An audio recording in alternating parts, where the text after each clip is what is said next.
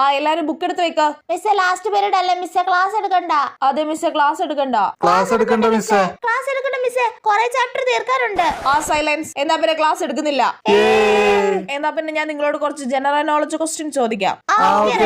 ലോകത്തിലെ ഏറ്റവും വലിയ സമുദ്രം ഏതാണ്?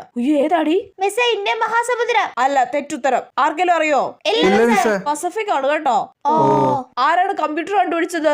Isaac Newton. Albert Einstein. Charles Darwin. അവരാരും അല്ല, ചാൾസ് ബാബേജ് ആണ് കേട്ടോ. ഷടാ, എനിക്കറിയായിരുന്നു. ഇനി അടുത്ത ക്വസ്റ്റ്യൻ. മണ്ണിരയ്ക്ക് എത്ര കണ്ണുകളുണ്ട്? 4. മണ്ണിരയ്ക്ക് കണ്ണില്ലെന്ന് പറയാം, ചിലപ്പോ ശരിയായാലോ. മണ്ണിരയ്ക്ക് കണ്ണില്ല മിസ്സേ.